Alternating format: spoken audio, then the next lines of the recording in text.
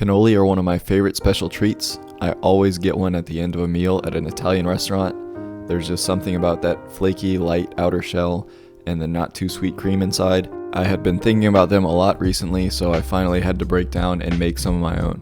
So I'm going to show you what I did. So my process actually starts the night before you want to eat cannoli. We need to drain our cheese to get rid of some of that excess liquid, so I thought while I was at it, I would make my own mascarpone cheese. Now, traditional cannoli filling is usually just ricotta cheese, but I love the flavor of mascarpone too much to not include it here. You can also make your own ricotta, but I'm just doing the mascarpone because the store-bought mascarpone is much more expensive than homemade. I'm going to link the video I used to make the mascarpone from Michael Lim. It just involves simmering some heavy cream and adding some lemon juice until it starts to thicken up. We're just going to place it on some cheesecloth over a sieve over a bowl and then cover it with plastic wrap, making sure to press up against the top of the cream so that it doesn't form a skin, and then we'll put it in the fridge overnight. And then I'm going to take a 15 ounce or 425 gram container of whole milk ricotta and do the same thing, put it over some cheesecloth, over a sieve over a bowl, and cover it in plastic wrap overnight. If you don't want to do the mascarpone, you can just use a 32 ounce container of whole milk ricotta here and make the entire filling just ricotta. That's up to you. Now it's tomorrow and we're going to make the dough. This bears some similarities in my opinion to pasta dough as well as pie dough, so I'm going to use a food processor, which I use to make both of those as well. You don't have to, you can use like a pastry cutter or just use a fork and do it that way, but I find this is much easier. We're going to start by whizzing up about 2.5 cups or 300 grams of all-purpose flour, as well as 25 grams or 2 tablespoons of sugar, a big pinch or about 2 grams of salt, and 1 gram or a quarter teaspoon of cinnamon. Optionally, you can grate in a few seconds worth of nutmeg. I think it improves the flavor a lot. Then we'll add in 3 tablespoons or 42 grams of cold cubed butter. This is going to be like pie dough, so I do about 15 to 20 pulses to break it up into pea-sized pieces, but you don't need them to stay that way like a pie dough, so you don't have to worry too much about accuracy here. Then we'll add in a whole egg plus 1 egg yolk. You want to save that extra egg white on the side because we're going to need it later. The final ingredient is Marsala wine.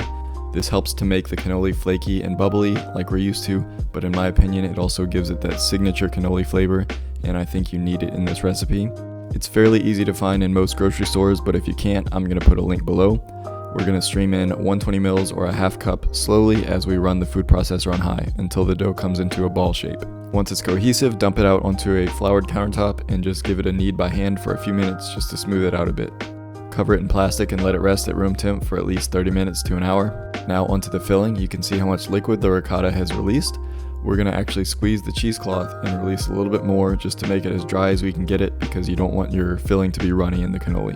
The mascarpone is going to retain more liquid than the ricotta did, which is fine, so don't panic here. We'll dump both cheeses into a mixing bowl, as well as 130 grams or 1 cup of powdered sugar that we're going to sift in, a quick pinch of salt, and since I have a lemon from making the mascarpone, I'm going to zest in a little less than half of it, 1 gram or a quarter teaspoon of cinnamon, and my filling is going to be a vanilla filling, so I'm adding at least 2 teaspoons of vanilla extract. I really want that flavor to stand out. If you're flavoring this otherwise with different extracts, then you can do so accordingly. You can easily do this by hand. I'm just lazy, so I'm using the whisk attachment on my stand mixer and just combining everything until it's nice and fluffy. Then we'll fill a piping bag in a glass and stick it in the fridge till we need it. Now to form our shells, let's talk about a couple pieces of special equipment. First off, I think it's necessary that you need these cannoli forms. You can definitely find ways around it by using foil, but to me this is just worth the simplicity, so I'm going to put a link in the description for these. And then I'm also using a pasta roller to make this dough thin and even. It's not absolutely necessary. You can use a rolling pin, or you can even get just a hand pasta roller, which is much cheaper than this KitchenAid attachment. But I do make pasta from time to time, so I think it's a worthwhile investment. I'm going to put a link in the description for one like it. You can start preheating some neutral oil to 350F or 180C while you're forming the dough. I always use a candy thermometer when frying to take out all the guesswork. First, I divide the dough into quarters and begin passing it through the roller on the thickest setting, and then start working my way down to make it thinner. For reference, I start at notch 8, which is the thickest, to notch 4, which is the 4th thinnest. If you're rolling by hand, I'd say about 1/16 of an inch. You want it pretty thin because you don't want it to bulk up around the mold. And then I use this 4-inch cup that I also use to cut donuts and biscuits, and then cut these rounds. Make sure your molds are well coated in nonstick spray, and then grab that egg white that we didn't use earlier, and we're just going to lightly beat it for a bit to separate some of those proteins and so it's not one big glob. We're going to carefully roll each circle around its mold And then once you get to the end, you're going to brush just a bit of egg wash on the inside, and that's going to act as a seal. The dough should be pretty workable, so you should be able to stretch it as needed horizontally and vertically to make it as even as you can. Once you've got about 4 molds prepared and the oil is hot enough, you can start to fry. These don't take long at all, so you have to keep them turning, trying to make sure all the sides are browned evenly. Sometimes they'll refuse to flip over, so you can just either hold it down with the tongs or kind of baste oil on top of it. Sometimes they might not be properly sealed and come apart like this. It's not the end of the world, you just won't have a closed cannoli there. I had quite a few end up like this, but I think there's a learning curve and you get better the more you do it. I'd say mine each took just over a minute to fry, then I removed them onto a wire rack to cool. But before they cool too much, you want to get some paper towels, grab the cannoli in one hand and the mold in the other and pull apart. You can also use the tongs, just make sure you do this before they get too cold or it'll start to stick. Then we just repeat the entire process with the other 3/4 of the dough. This is definitely something that would be fun with a partner. One person can be making the dough while the other person is manning the fryer.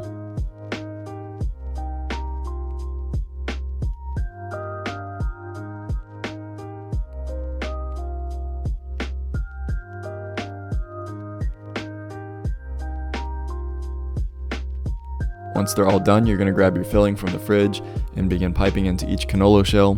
And yes, the singular form of cannoli is cannolo. Did you know that? Also, only pipe filling into the ones you plan to eat immediately, because the filling will sog up the shell if you try to store it that way. Just store the shells separately in an airtight container at room temperature, and you can store the filling in the fridge and just make them when you plan to eat them. It's very simple, just kind of circle it around to hit all the edges until you make it to the end. To garnish, I just get a bowl of mini chocolate chips.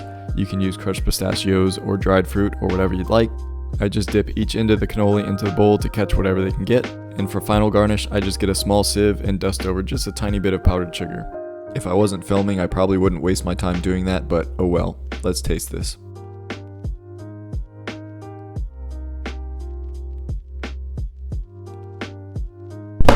And here we are. Some vanilla almond milk this time. I'll admit this is a lot of work. It took me a few hours over the course of 2 days, but I think if you love cooking and you have the time, I do this kind of stuff on weekends when I don't have to worry about hitting a deadline. I can just spend hours having fun and doing what I love. It's definitely worth experimenting on and trying new things like I'm doing here. And side note, this is a legitimate question. How did Italy come up with so many worldwide staples in the culinary world? How did they end up on top of so many different planes of eating, from pastas and pizzas to desserts like these cannoli? I'm serious. If you know the answer to that, let me know in the comments. But for now, it's time to enjoy.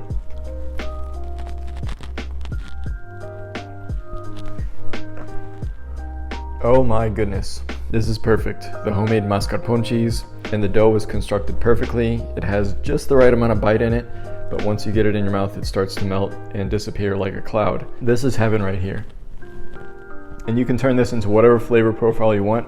You can add pistachios, you can add rum extract. In the filling, it really is just a blank canvas for you to add whatever fits your taste best. And yes, it is more work than your typical desserts like a cookie or a brownie, but when you have a special occasion or you just want to do something special, this is something I highly recommend trying. Man, that filling is perfect. It's not too sweet, and that lemon zest inside really makes it give you something extraordinary so that you know this is something special and not just some generic product that you're buying. But I'm going to take some alone time with the rest of these, so thank you for watching and I'll see y'all next time. Goodness gracious.